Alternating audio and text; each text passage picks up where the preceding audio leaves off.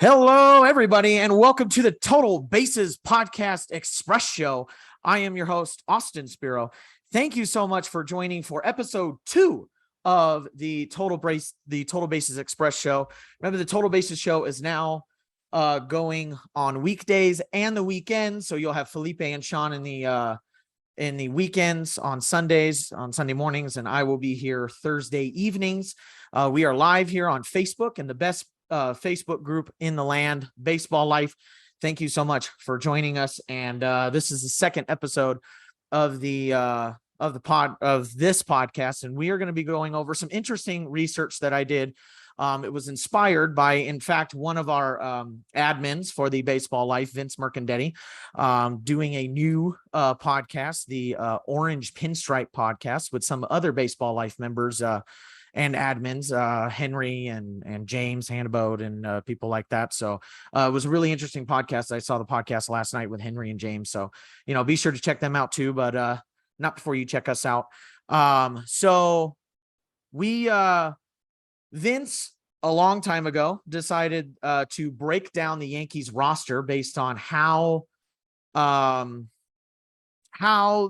each player was acquired. Are they acquired via trade? Are they acquired through their farm system? Are they acquired through the waiver wire, the Rule 5 draft? How are they acquired, and what are their strengths and what are their weaknesses? And it started a trend in the Baseball Life Facebook group. I ended up doing the Angels. I did a few other people. I know Angel Morales, I believe, did the Rays.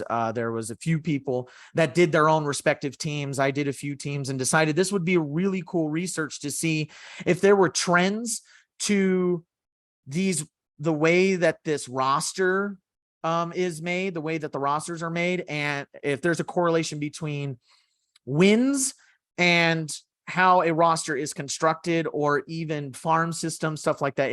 I went into a deep hole. I'm going to show you some of the research that I have today. It's great to see everybody. There's a lot of comments going on right now. Love to see the comments. It's great. I'm going to keep tagging everybody. So if you don't like it, then just don't pay attention to it. Keep scrolling. And that goes for those of you that are out listening to the audio and watching the YouTube and whatnot. If you don't like it when somebody tags in a baseball group about a baseball podcast that the baseball group puts on, just keep scrolling. But yeah, I'm seeing a lot of, let's see, the Guardians breakdown. I'm an Angels fan, so I'm getting asked where the Angels moving to. I actually saw one where the minor league team, the Portland Pickles, they reported that they bought the Angels for 900 billion pickles or something like that. That made me laugh. It was a lot of fun. We're going to get straight into this. I'm going to share my screen with you all. Hopefully that doesn't take too long. Oh, great. Is that what I wanted? That is not what I wanted. I got to bring up my screen here really quickly. Where is it? Oh, it's actually right here.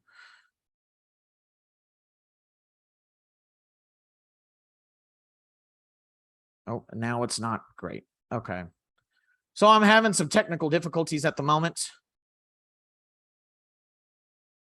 Yep, having technical difficulties. So we are going to try and do this as best as we can.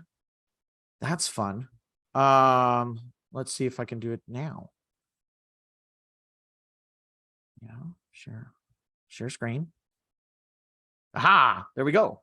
All right, so after that snafu, here we go. So I'm going to bring up my first spreadsheet of the Total Bases podcast show, Total Bases Express show. And the first spreadsheet I'm going to show you is I broke it down by division, and I wanted to see what each team did in terms of percentage. So I did 5 different categories I broke it down, credit to the, what do you want to call it? The Fangraphs website and I use roster resource showing me how each player was acquired on the team. Now, the constraints was that they had to be on the MLB roster, and it's as accurate as it was about 4 or 5 days ago.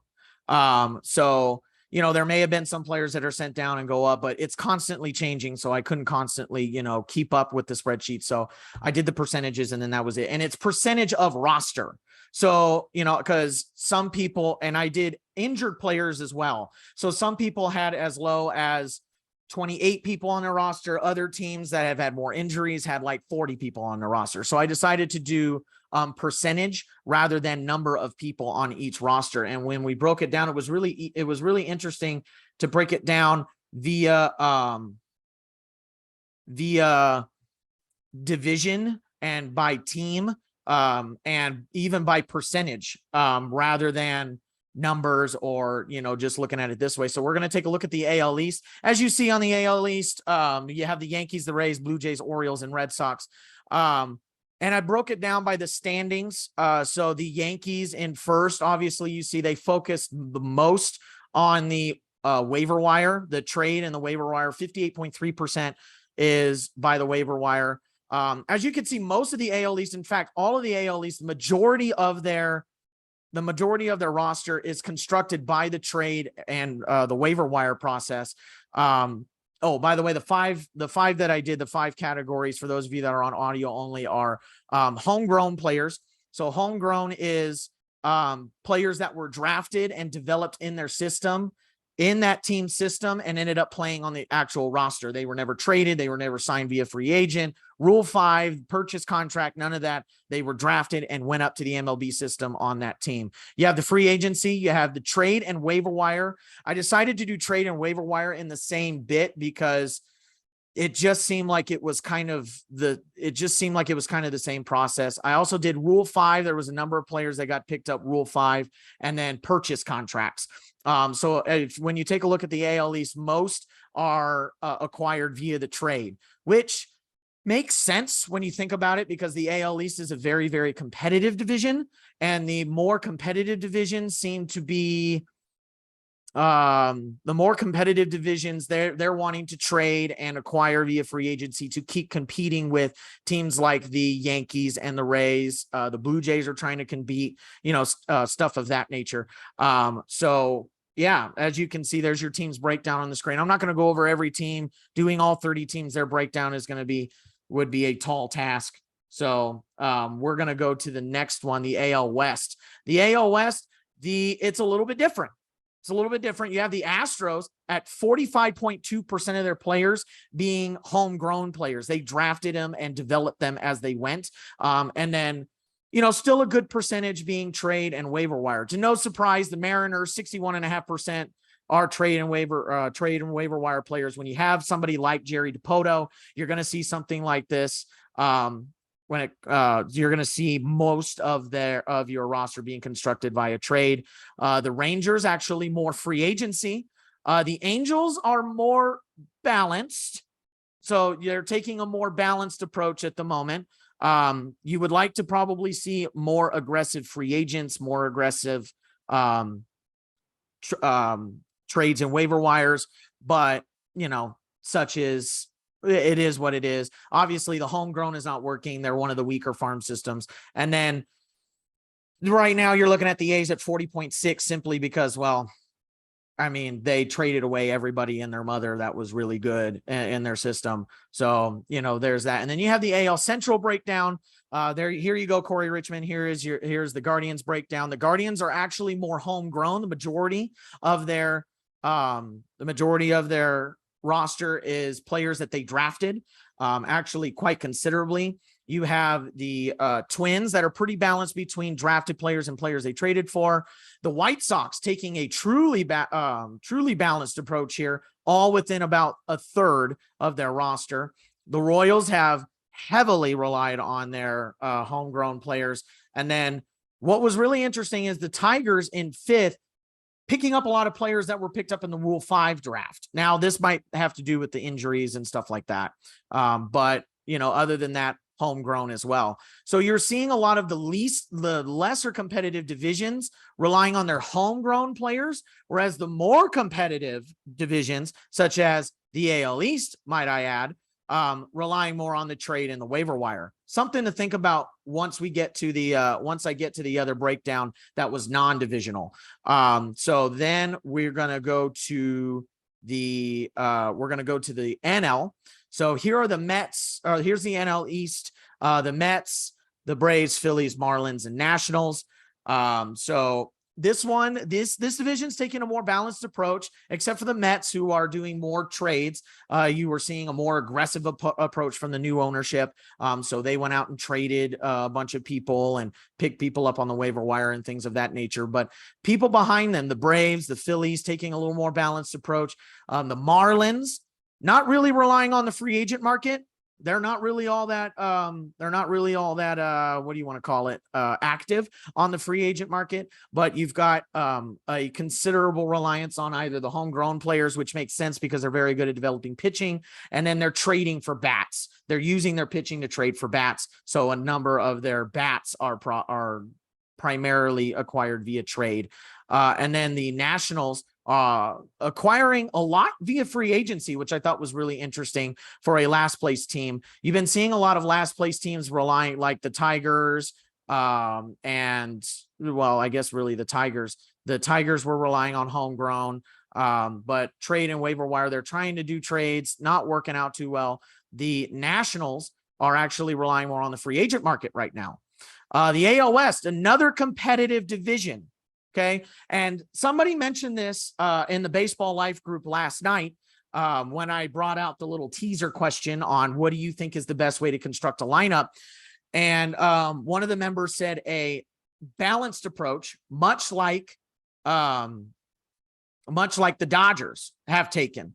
Now, the Dodgers are very balanced. 34.2% for the trades, 34.2% for the free agents, 28.9% for the homegrown people, right? Or for the homegrown players. Very, very balanced approach, and they've done very, very well.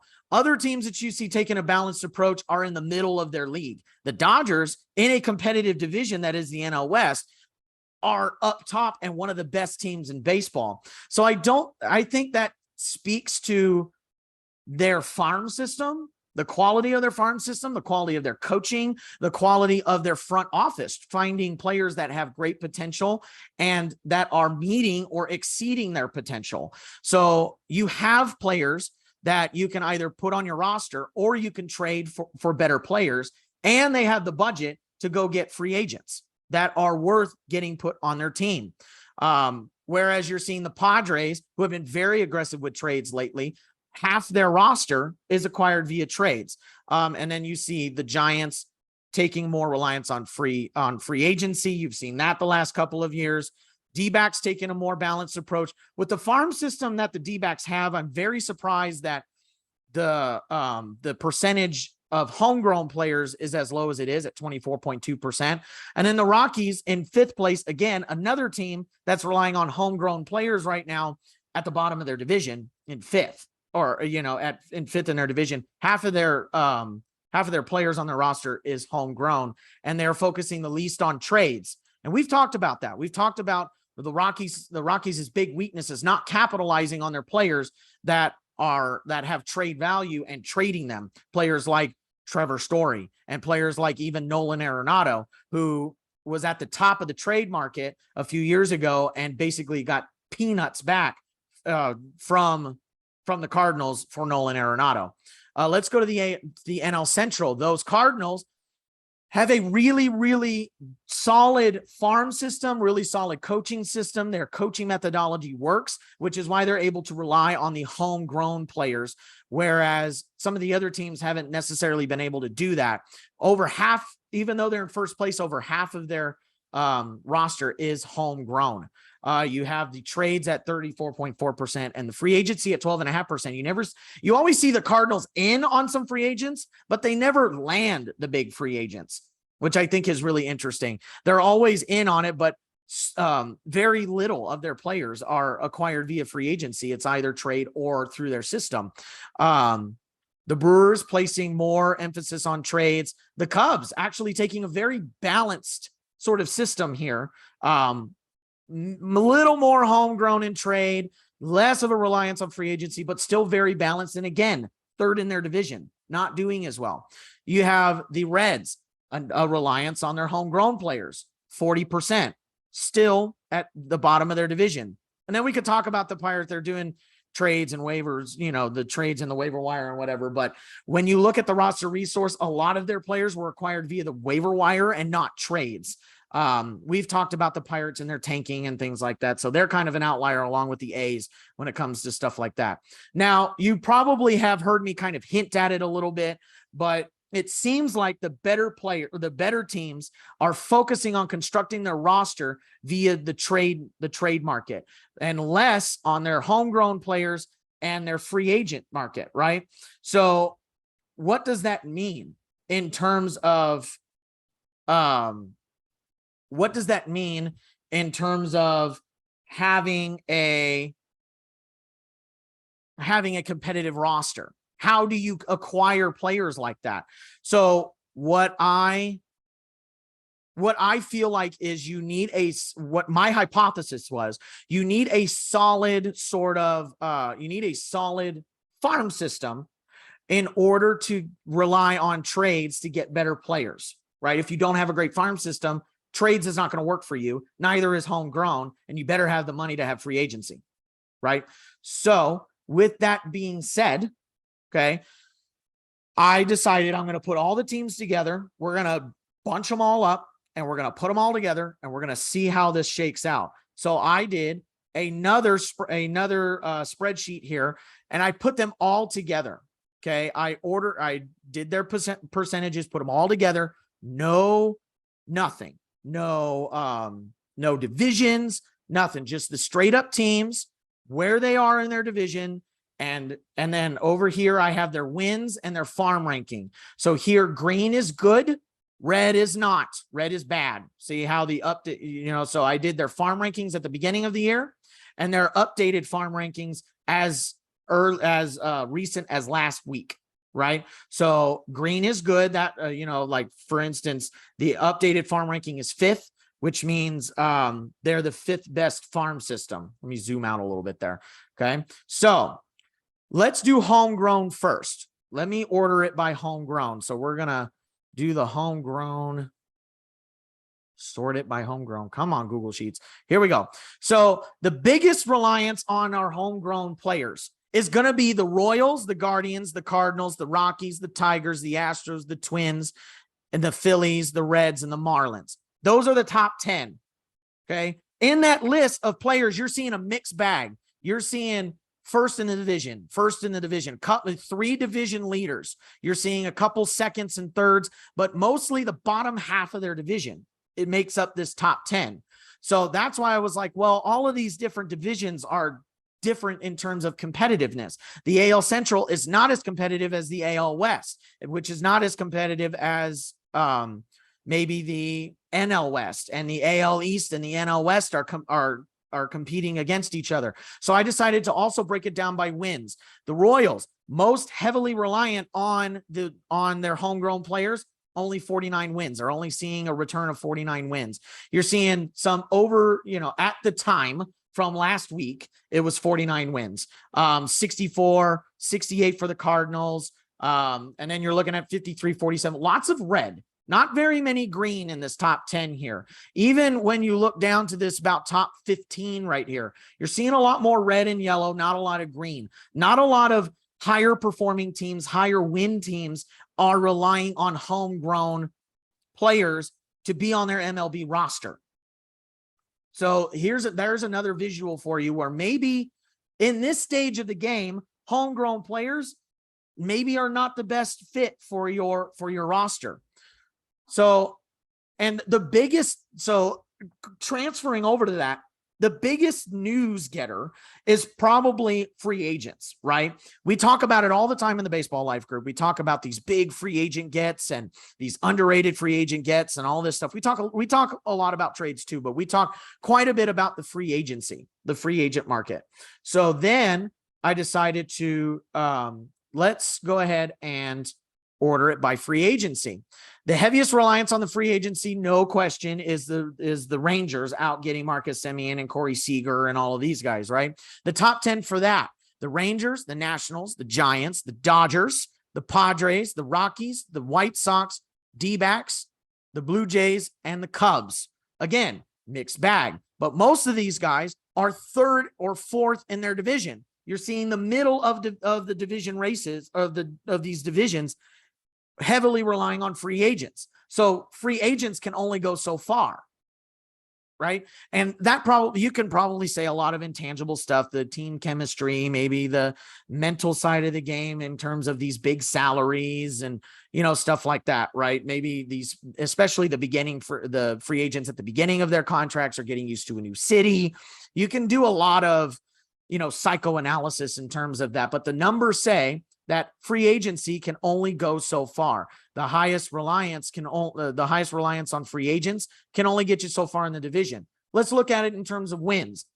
About the same, right? You're looking at it about the same in terms of wins, maybe a little higher in terms of average wins. You got 55 for the Rangers, 41 for the Nationals, 59 for the Giants. The Dodgers are the outlier here at 83 wins, but a lot of 60s, 50s wins teams, right? So free agency is okay, but it seems like right now at this moment, it's only getting you so far, right? It's not getting you as far as you probably want it to be. So then I decided, well, let's do trades and waiver wires, right? So if we do trades and waiver wires, format data, there it is. And so again, heaviest reliance on trades and waivers. You've got the top 10 are the Rays, the Mariners, the Yankees, the Padres. Again, second or first in their division, all top 4. Then you have the Pirates, which again, Pirates are probably the outlier. The Brewers, second place. The Orioles, they may be fourth place in a competitive AL division, but they're still trending upwards in terms of wins this year. The Twins, second in their division. The Marlins are always kind of a sneaky kind of good team. And then 10th is the D-backs, again, trending upwards, especially from their terrible season last year. Now let's look in terms of wins. Okay. You're seeing a lot more green. It's a lot more greenish, right? Seeing a lot more greenish. It may not be the best teams in the world, right? It may not be the Dodgers. It may not be the Astros, but you still got really good teams all over this list. You're seeing more 60, 70 win teams on teams that are relying via the trade and the waiver wire. So you're probably going to see these old school people going, oh, well, it's not, we need more players that are going to be, that are lifers. They're going to be on the team for life, like the Mike Trouts and the Chipper Jones and the Derek Jeters of the world, right? But the problem is right now, that's not the game. The game is not, let's see how many lifers we can get. The game is, let's see who we can acquire. That's the best bang for our buck. That's going to help us win this championship, help us win this division, help us get to where we want to go, right? So, but in order to have, in my opinion, in order to be able to have a roster that's 65% trade, 65% of your roster is acquired via trade and still be in first and second in a competitive division, you need to be able to have a strong farm system. So that's when I decided I'm going to go look at the Fangraphs farm rankings and see where these top 10 teams are at. So that's what I decided to do that. So let's see, at the beginning, the Rays had the second best farm system. After the trade deadline, they're 5th. Okay. Very good farm system.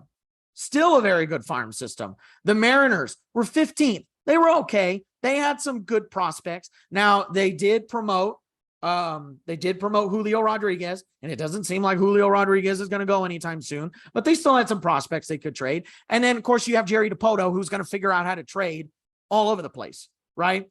Now they had the 15th best at the beginning, the 29th best now, according to Fangraphs. So they're basically in win now mode. And I feel like their window was starting to close in terms of we need to win and their cycle of maybe rebuilding. So they're dumping the farm system so that they can get all these players that are going to help them get to the championship. Do I think it's going to work? I don't know. Do I think it's going to last? Do I think it's going to last long? I don't think so. I'm going to be very honest with you. Why? Because You've got players like Eugenio Suarez, who's low batting average, high power. You've got, people like that who are not they don't have a big star power. Some people are saying they're going to go out and sign a big superstar, and they may sign a big superstar and build the team around that.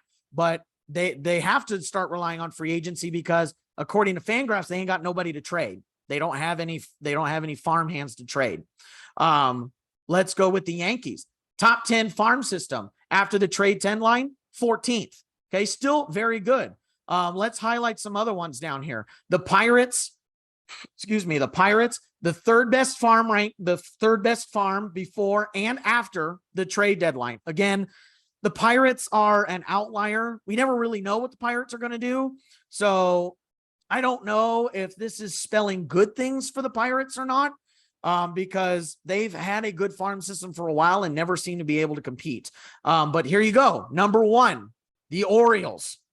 What are they after the trade line? Number 1.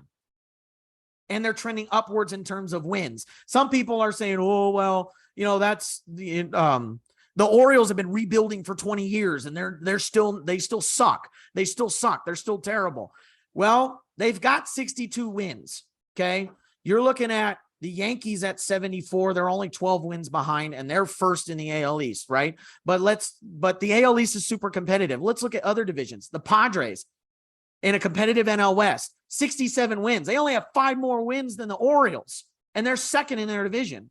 The Brewers, 64 wins, only 2 more wins than the Orioles, and they're second in their division. The Orioles right now are just a product of being in a really, really competitive division. They have the same number of wins as the Twins, second in their division, right? And here they have a better farm system than the Mets, right? And 78 wins. Okay. And we just saw that the Mets had some pieces that they could trade and they signed some big free agents and they turned out to be really good. The D-backs are another one that I see climbing up and being a pretty good team after a while. Okay. Or even in the next couple of seasons, they had the 5th best farm ranking according to Fangraphs at the beginning of the season. After the trade deadline, they're still 7th, and they're relying a little more on trades. Okay. So you'll probably see them come up with, you'll probably see Jordan Lawler come up with the D-backs, but they've got other pieces that they can trade and build around their younger guys. You're starting to see it a little bit with them trading away David Peralta and stuff like that. And they're trending upwards in terms of wins. So I could totally see this happening for the D-backs. Okay. So in my mind, my conclusion that I came to is in this game right now today, you are probably looking at the better teams are going to trade. The better teams are going to develop their farm. They may draft and develop those farm hands, but they are going to trade them for assets to win the championship. This is just the MLB. This is just MLB rosters. This is not, longevity. This isn't I'm talking about winning a championship.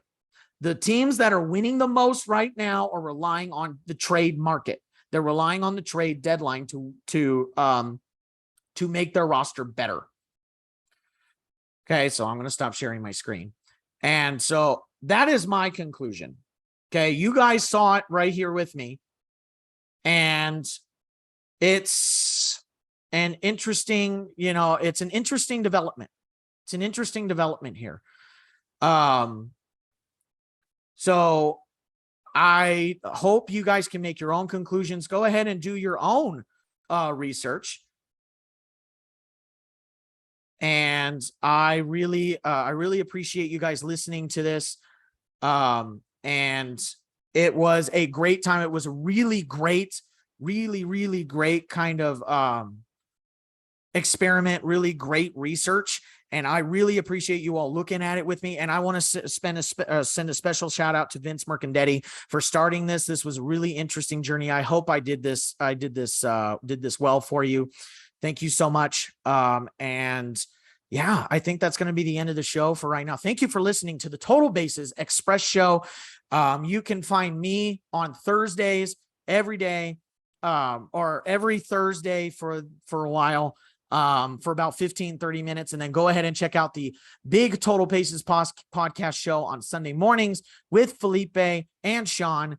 I really appreciate everybody coming on and joining the conversation with me. We are available on Spotify, Stitcher, Google Podcasts, Apple Pod, anywhere that you listen to your podcast, you're probably going to see us, and you're going to see us on YouTube as well. So go ahead and subscribe to our YouTube page over there, Life Group Podcast, and you're going to see other great podcasts. You'll see the new one coming up is the